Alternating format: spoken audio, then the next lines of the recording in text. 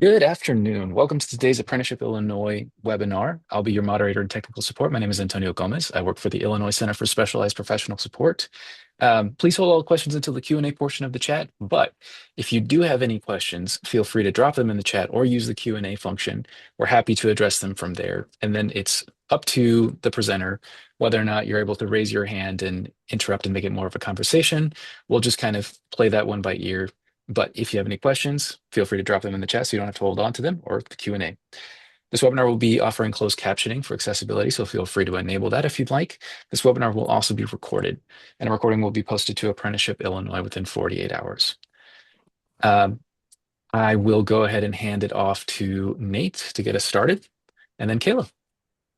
Thanks so much, Antonio. My name is Nate Carlson. I am the Technical Assistance Program Manager for the Apprenticeship Illinois programs. I work out of the Workforce Policy Lab at Northern Illinois University, and it is my role to help support you all and your stakeholders and partners in apprenticeship expansion in any way that I can. Please know that in addition to today's excellent webinar, we have a number of resources available to you on apprenticeshipillinois.com, including links to my own drop-in office hours, Mondays and Wednesdays from 10 a.m. to 2 p.m. Any questions you have, any employers you're working with who have questions, please feel free to drop in there. My calendar is your calendar. We are a resource for you. It is my pleasure today to introduce our speaker, who is the Southeast Senior Regional Manager for the Office of Regional Economic Development within DCEO. It's Kayla Lambert. Thank you so much for joining us today, Kayla.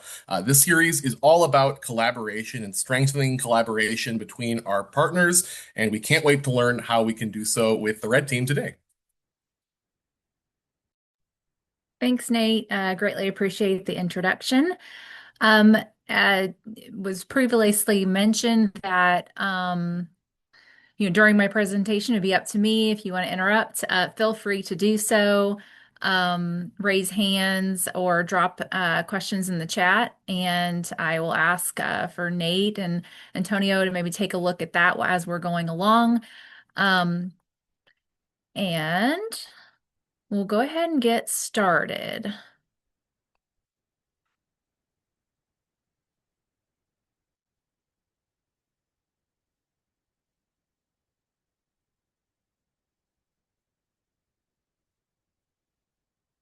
All right. Let's see if we in presentation mode. Looks good. Okay, great. Thanks. Appreciate it. All right.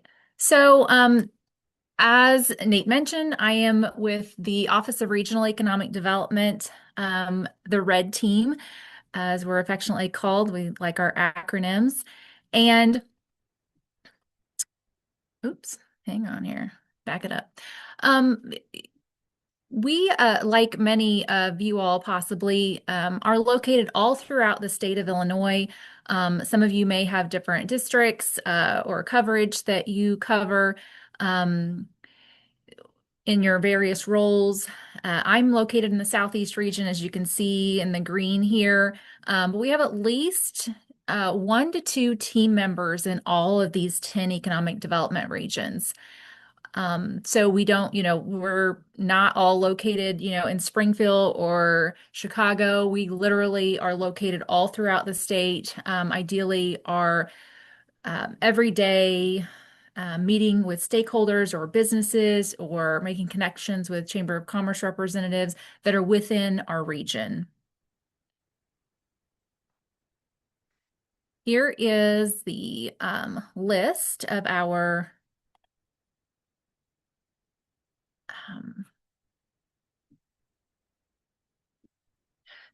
this is a list of the Team Red members that are on our team. I can also make sure that you guys get the link to this so that you are able to reference this easily after the meeting. But as you can see, we do have coverage, all throughout the state. Our phone numbers are on the website, so those are our cell phone numbers, so we can be reached at any time of the day, which is oh so convenient. And that's also a site that you could use, if you're making referrals to our team in the various regions throughout the state. So just to kind of talk a little bit about how we interact with businesses.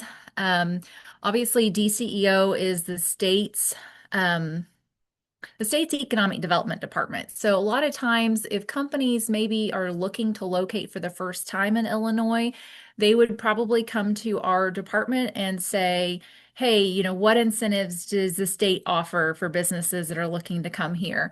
And we do. We have programs that are companies that are looking to make investments and create jobs in the state. We have various programs that we might look to see if they're eligible to participate in. Our team collects that kind of information, how many jobs are being created. We possibly could help with site selection if they don't have an idea where they want to locate in the state. We work with our partner at the Illinois EDC for that type of work. We'll look at see what kind of investment that they're looking to make in the state. And then from that, we might provide them assistance overview that gives them an idea of what all programs they're eligible for, possibly provide some estimates. We can also introduce them to various partners, which include our workforce partners or education institutions.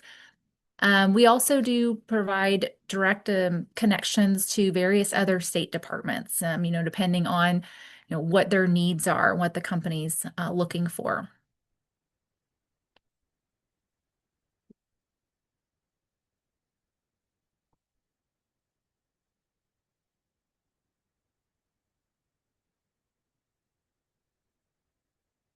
All right, sorry, I'm just trying to move got my window of people on the side and it was in the way of the presentation. So another thing that the state does is DCEO provides a lot of support on this, but the state puts out a 5-year economic development plan.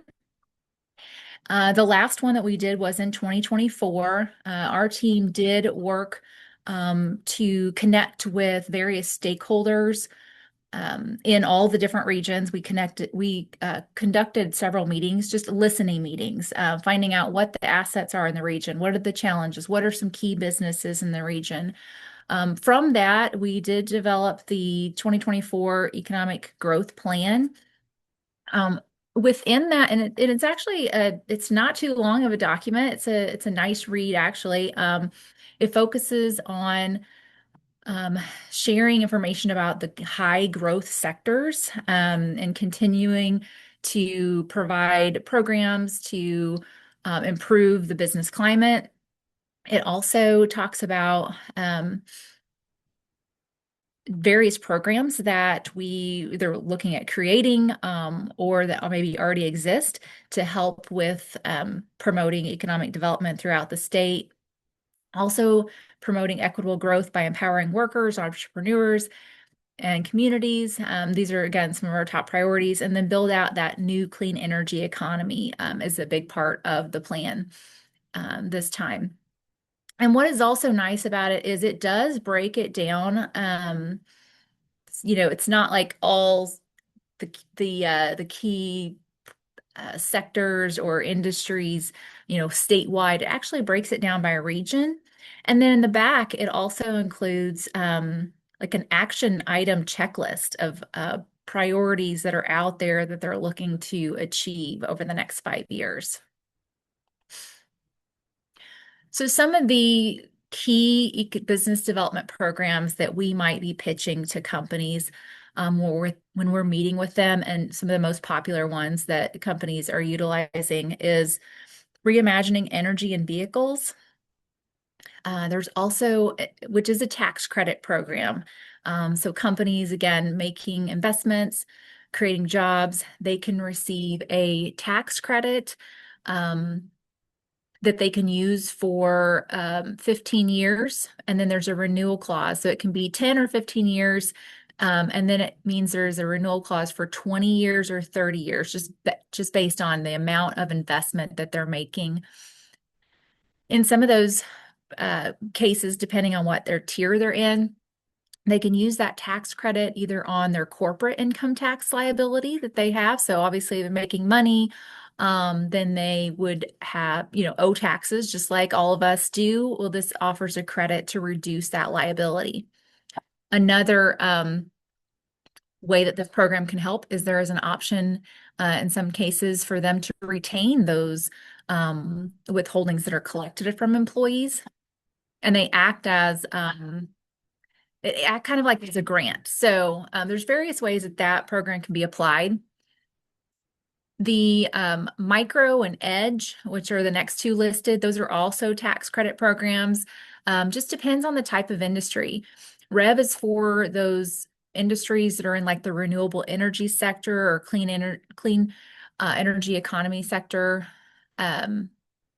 electric vehicles.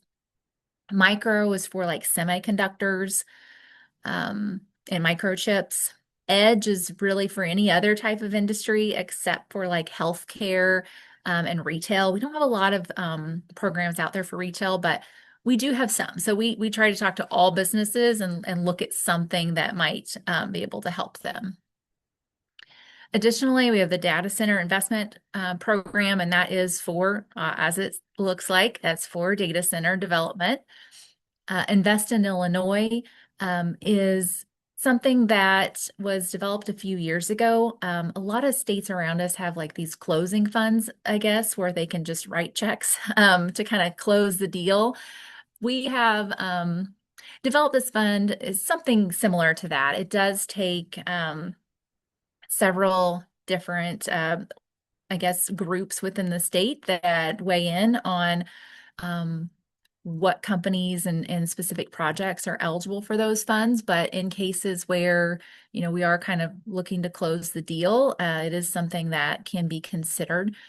High impact business zones and enterprise zones, they have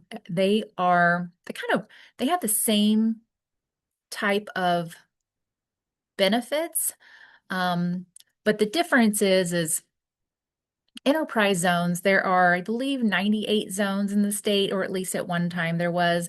And then we have some other zones like that are kind of layered on top of that, maybe some special zones, River's Edge, or maybe special designated zones. But that started way back in, I think, 1982. And then in 2017, there was some changes to that program.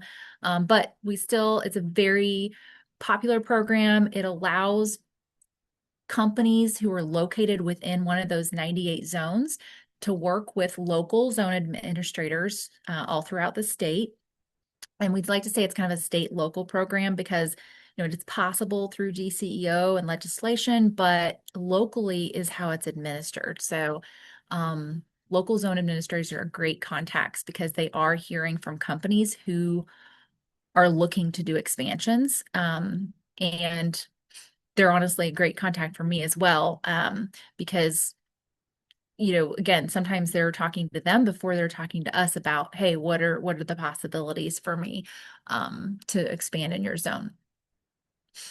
If a company, and the benefits are they can get sales tax exemption on building materials for, maybe a major remodel or new construction. And then sometimes locally, they have property tax abatements that are options. And then there's an additional investment tax credit that they can utilize. If they're not located in an enterprise zone and they meet the minimum qualifications of a high impact business, they could receive those same benefits under the high impact business program. We also have some other capital grant programs, so just various things that'll come up from time to time. Some examples in the past that we've had are there was a notice or recognition that there are several food deserts throughout the state of Illinois, and we wanted to do something about that. So there was an initiative, through legislation and budgets, and to help alleviate that issue. And so we've created a couple grocery store programs for new and existing grocery stores. Another example is Rebuild Downtown and Main Street. So it was a program that was specific to capital improvements in downtowns. We've had like a meat and poultry capital grant initiatives in the past. So there's just been various types of grants that come up from time to time that we share, as we get those. Advantage Illinois, and SSBCI that's listed here, that's more of on our financing support side. So we do partner with banks to provide access to capital. So we aren't trying to compete with banks, but we can, if a bank can point to a reason of why they might want to partner with the state, maybe it's a startup business, maybe it is a company that lacks cash flow history, if they were a startup potentially, or maybe their credit score isn't where the bank would typically want to lend in that range. If they're partnering with the state, it reduces the risk and they're more likely to make that loan. Sometimes they will look at us because the borrower doesn't have enough down payment for their standards. And if they partner with the state, our participation in that loan can help. It is being repaid, but the borrower does have a benefit because the state portion, they can get a lower interest rate. So I know that there are a lot of different programs out there and don't expect you to remember those, but I just kind of wanted to touch on them just so you kind of get an idea of what kind of programs we have, and that you can always, if you hear somebody is looking for financing support or looking for something, maybe they're not even looking, but they're just talking to you about their hiring needs, and that, oh yeah, we're thinking about doing this expansion. Ask them if they've talked to anybody at DCEO to see what we can offer to that, to help them make that decision to go ahead and go forward with their project. You will find a lot of times some of our programs, you can't like get started on something, buy the ground or buy that equipment, or put deposits on equipment and then come to us and say, oh, what kind of, we're planning to do this. What kind of support can you provide, or what kind of grants can you give me? Well, some of our programs, if you've already made that decision, then we kind of lose the ability to offer support, because there's that but for clause, but for this incentive, the project or this investment wouldn't occur. So that is something that it's never too early to encourage a business to reach out to the state to find out what we have to offer. So turning the corner a little bit, many times, so just first off, I think I mentioned it earlier. Within the region that I serve, I have served 13 counties. I just constantly building relationships in the communities that I serve with, whether it be any type of stakeholder that can use DCEO programs. Chamber of Commerce leaders, businesses in the community, municipal leaders, elected officials, the library, education institutions, the tourism agencies within the region, or just tourism attractions within the region. So just always just trying to connect with folks in the region who can utilize our services. So when I am meeting with manufacturers, because in my region, a lot of the time it is, we have a large manufacturing population.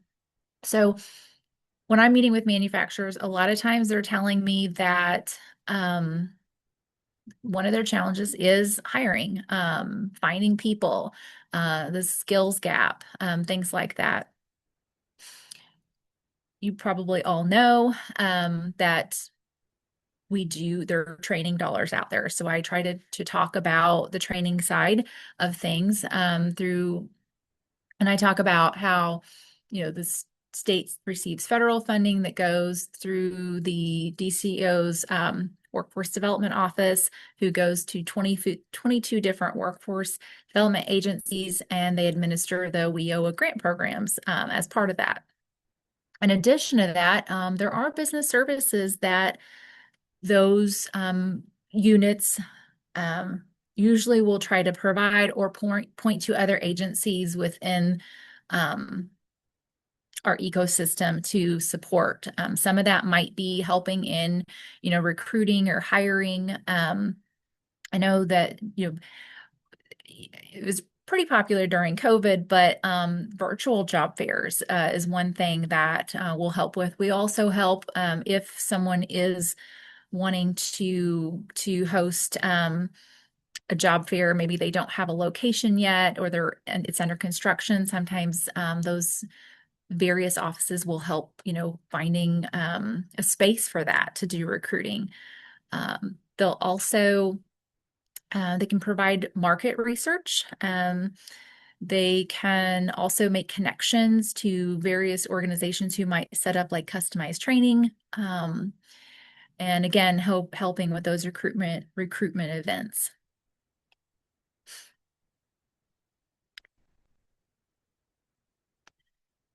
Some of the other benefits that I will talk about whenever I'm working with a business is I will share information about on-the-job training, the youth work experience program, and the incumbent worker training program, and also apprentices. For me, I feel like that is something that, obviously that's not gonna magically create people walking in the door. Because a lot of times they'll say, well, the population's not there, people are not walking in the door, we're having trouble finding people. Connecting with their local workforce board and their local workforce area, and utilizing some of these training services, I feel like can help them build a stronger workforce, maybe kind of work on their talent pipeline. And so that's kind of how I usually talk about it, as it being a resource to, build loyalty, train their workforce, help to train, people that may be coming in the door that may not have all the skills that they need. And then of course I'll I will, if I don't have the workforce person with me, that's in the team there, then I will be referring them after the fact, making that connection. Sometimes I will sit in on the virtual meeting with them. Or if it's an in-person, I will be there, to kind of do the transfer. But that is, to me, that is really important, is knowing who those folks are in my region and working with them constantly. We meet monthly. It's not just them, but it's also IDES and other agents, DHS, so various other agencies. And then we have also started including some of the area chamber of commerces, because they're working a lot with businesses. So we meet monthly just to kind of to check in, see what we're hearing, in the region, listening to various businesses' hiring needs or changes in their hiring needs, if there's a layoff, things like that. One thing that we hear from employers, or maybe the uncertainty when we're talking about apprentices, is they, the cost. Sometimes employers, maybe they're not at the point where they're not, and I know that they don't have to pay for the training necessarily, but I know a lot do. Sometimes that is one of the conversations or the sticking points, like maybe the employer isn't quite interested, I guess, or maybe they're not paying for training to upskill employees. So that's something that kind of comes up sometimes. The time, they're not sure exactly, how long it takes, how much additional oversight is required, how much paperwork is required. That's why I think it's really valuable that we have this network of folks to help them with those onboarding tasks. But those are some of the things that we hear. Nate, I just want to pause. I've been talking a lot. Is any questions out there that have popped up, or anything that you wanted me to go back on at the moment? No, this has been great, really, as an overview so far. One of the things in this series is wanting to make sure that we're empowering collaboration between all the great work that you're doing and all of the different stakeholders that might be here today. And so, just looking at that list of programs, there's so much going on. And so I guess what I would ask is what is the best way for our apprenticeship specialists or our local community colleges or any of our partners who may be missing their monthly meetings to stay in touch with their local red team and make sure they're up to date about all the opportunities that are available for the businesses they're talking to?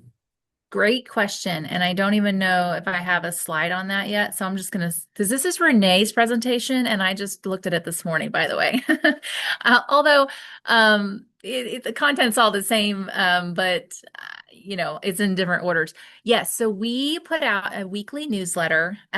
Each one of our team members, it's kind of there's one for the whole team, but then we will tailor them regionally to kind of, if there's a specific in-person event that's happening in the region, we will include that. So there is a little bit of differences in our regional newsletters, but yes, making that contact with us. Again, that map that I had shared previously, it'll link. You can email those folks, ask them to add to your newsletter. Meet with them virtually, meet with us virtually, just to say, if you haven't met us before, hey, just wanted to kind of talk about what I'm doing, and vice versa. And find out if there's ways to participate in activities that we have coming up, or if we have an event where especially businesses might be there.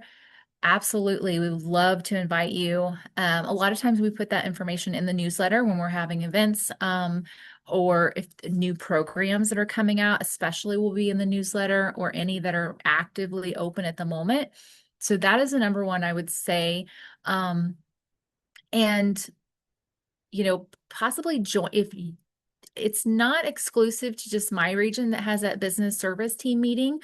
I know other ones do. I think the IDES or the local LWIA is the one that is kind of the chairman, I guess, of those meetings. So yeah, ask the your team red person if there is a business service team meeting, and ask if you can join. I think it would be absolutely appropriate because, we are talking about businesses, workforce development needs. I mean, that is exactly what the conversation is about. So any way that you can support those teams would be greatly appreciated.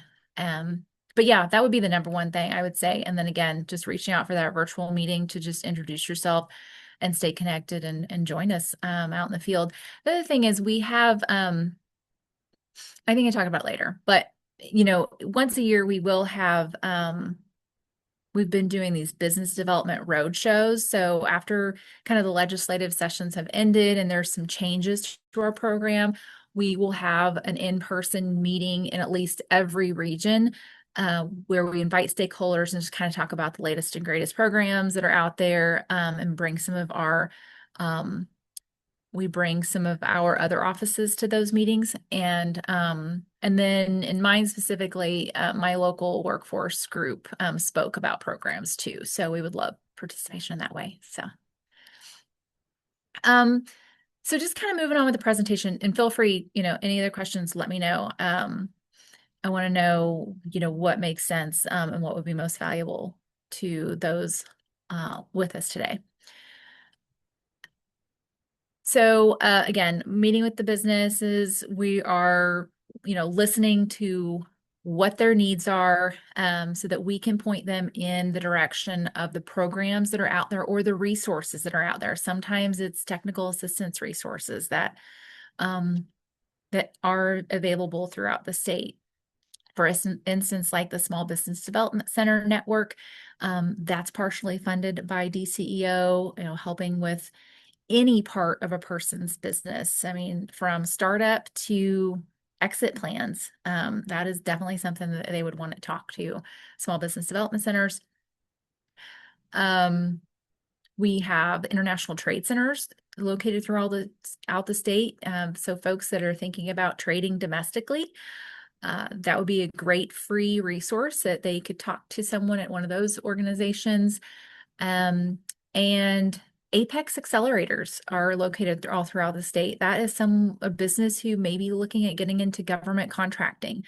There are individuals out there that at no cost will help a company or a future business or an entrepreneur consider whether government contracting is a route that they'd want to go.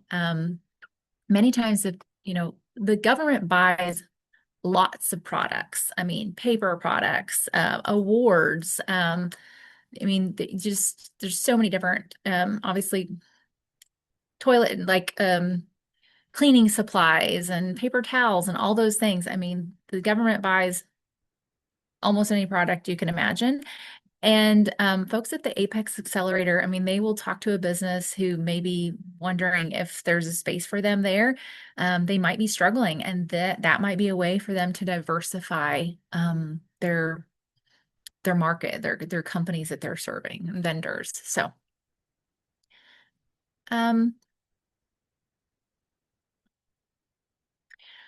many times, like for myself, when I go out and meet with manufacturers, sometimes I don't have that connection with them. And so I will work with and through partners sometimes, such as IMEC. The local LWIA might have a connection that I don't, and they invite me along, or they'll make a referral to me. IDES also meets with businesses. Utility providers. So sometimes Ameren will call, and they're doing, because Ameren has key account representatives for those larger employers and energy users, and they will meet with them regularly. And sometimes I get invited to join and just talk about what the state has to help with. So really, we're really trying to provide the best customer service to businesses and municipalities, making those connections and pointing them the programs that are available.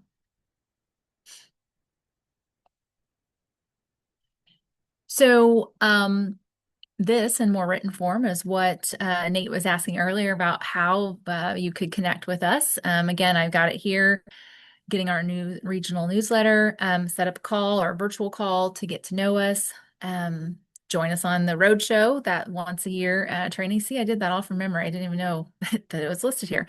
And refer a business interested in DCEO to refer to a regional manager. So, anybody that you're talking to that, again, is looking at expansion, mentioning that, please send the referral to us, introduce us to them, and put us in touch through email, however that may be. Or if you're not quite sure about doing that yet, and you just want to give us a call, and maybe it's confidential, and you just want to ask us about X, Y, and Z scenario, if they might be eligible, and we'll be happy to let you know what that looks like, and if we think there's a possibility, and then you can go back to that business and see if they would be willing to talk to us. So at any state you're in, we'll meet you wherever that is, and be happy to work with you. So kind of looking ahead, we have opportunities all throughout, like various different groups within DCEO. So we didn't talk about it much, but under DCEO, I mean, there is I think 17 different offices that have programs. So like tourism, film, workforce development, business development, community development, Office of Entrepreneurship and Innovation. And they all have various grant programs that come available. On our website under grant opportunities, all of those opportunities that come available will be listed on that page. So you could check in there often. Many times they will be highlighted in our newsletters, but sometimes there'll be opportunities that are in that page that maybe don't make it to our newsletter. Also, our roadshow this year will be later in the fall. We just held the last ones last year in September. Actually, it was more like October, November, I think this time. And then sign up for our newsletter. Again, reach out to a regional person, ask to be connected, and then schedule that meeting. And this is Renee, not Kayla. And she says, thank you.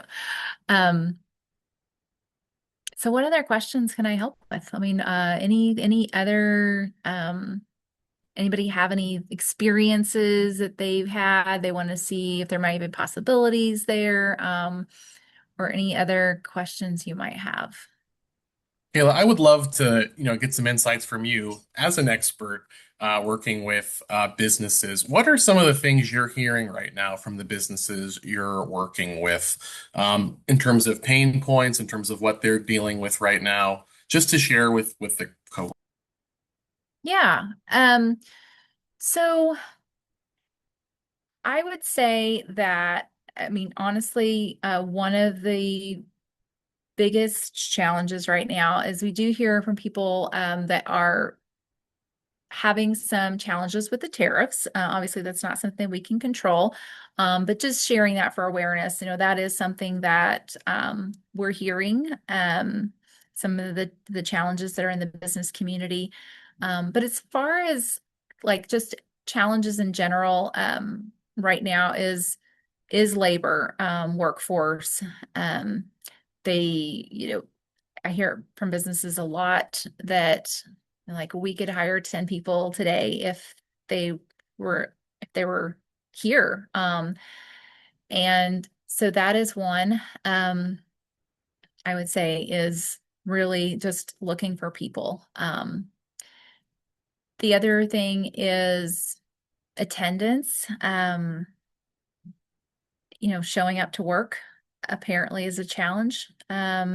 Now, I don't know. I know that a lot of businesses have had to make a lot of changes in their policies as far as attendance goes, as far as maybe some of their education standards and requirements. They have they've adjusted those. They've also adjusted their drug-free well, not drug-free workplace policy, but their policies on drug screening their employees prior to, hire. That has been some things that I've seen that are kind of changing. I would say that is the majority of kind of what I've been hearing lately. But if anybody has any other challenges that maybe I haven't mentioned, feel free to drop those in the chat. I'd love to, just have that additional knowledge from you all if there's something out there that you're seeing. Feel free to Well, and raise your you hand actually, or, yeah, unmute. Yeah, if you want to. Yeah, for sure.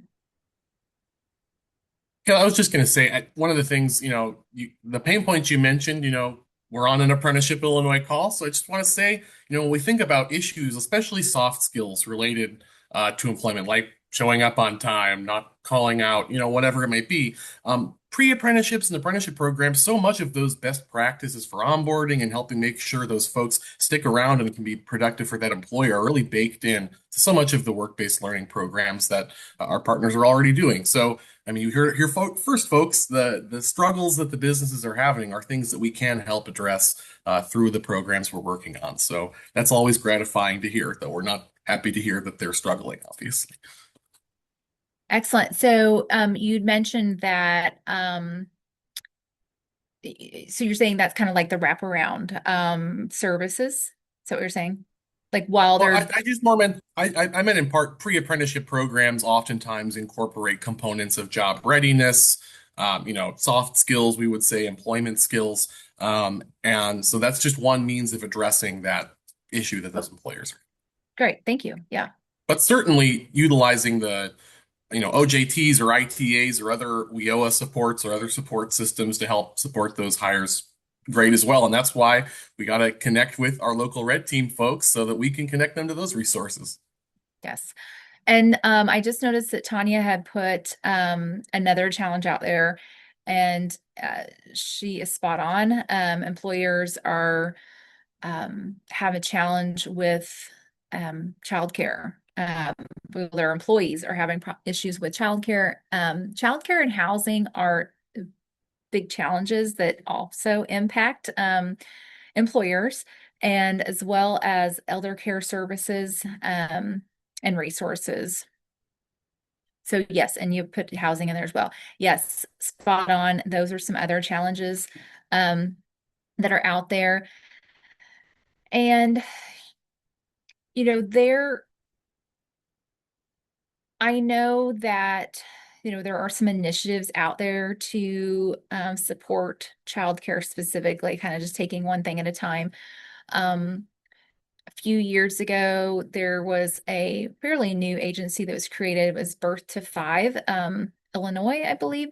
And it is not to be confused with, I think, Birth to Three. Birth to Five is an agency where it's a lot about information collecting, was kind of like one of their main charges, I think, at the beginning. You know, looking out there at the gaps in services, trying to connect services.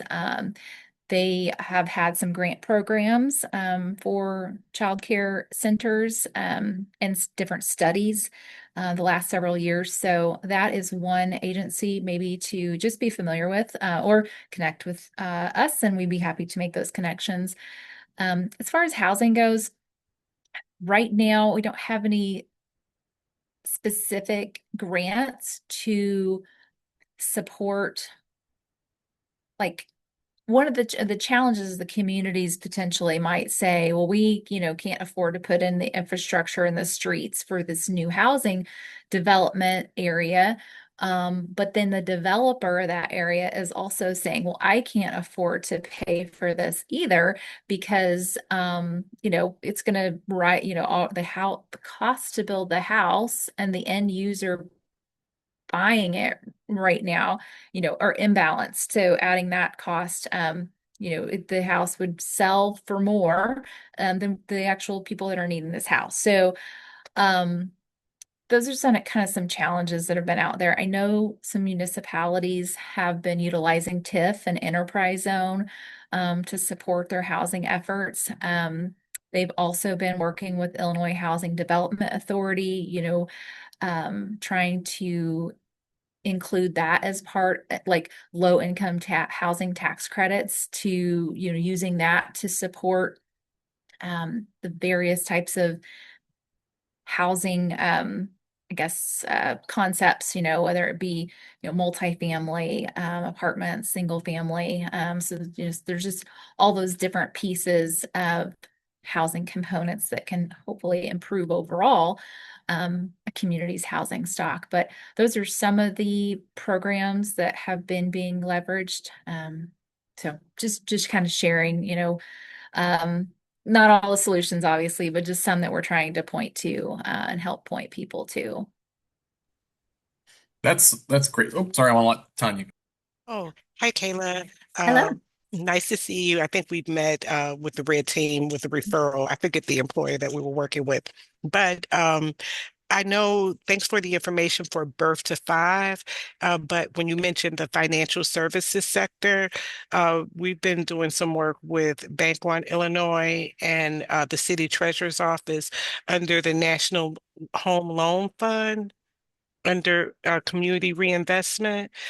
Perhaps if there are some financial institutions that we could collaborate with to possibly, as a collaborative, I'm always talking TPM, talent pipeline management, possibly we could use that as a resource that we're working with in the Southland, because we know that housing is an issue with a small pilot.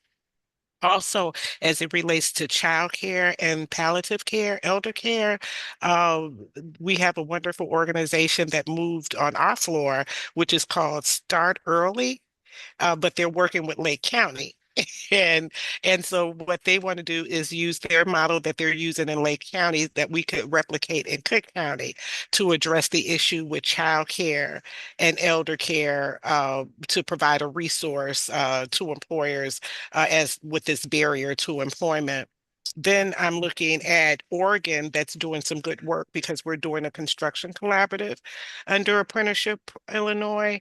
And they have an initiative that they have a child care fund that's set up to support parents so that that's not a barrier for them to get to work for the site. Because, when you have these developers and, they don't want to see mothers, children, and all of that, so they're setting up a different fund. So those are just some of the things that we're kind of delving into in our area. And hopefully we want to partner with the Red Team and definitely Lake County and some of the work that they're doing would start early because they're on our floor. We're going to have some networking events, but then they're saying, well, we're already working with Lake County, but we then we'll work with you all after. But we're like, no, we're already working with Lake County. So how about we just replicate what they're doing in Lake County? So those are some of the things that our team is that we're working on in that vein. And I just wanted to lift it up. No, I appreciate that. And that's great. That gives great ideas and examples. So really appreciate you sharing that. And I think even just that interaction is a great microcosm of why it's so important to connect with your Team Red folks. Because Kayla, even you just kind of pulling the birth to five and that getting that conversation going, imagine that happening times five in every region of the state. There's so much information that we have that we can share with each other. So thank you so much for your time today, Kayla. I want to make sure I'm giving an opportunity for anybody else who has any Q&A to drop those in the chat. But if not, Kayla, what's the best way for folks to reach you? Or maybe we could throw that the slide with the contact information up again or in the chat. But thank you so much. Yes. Yeah, for sure. I am going to actually, hang on here. I'm going to drop the link in for the red page. And that way you can go, I mean, you can come to me, but because I'm happy to answer questions anytime. But I'm going to drop that in the chat here real quick, if you don't mind.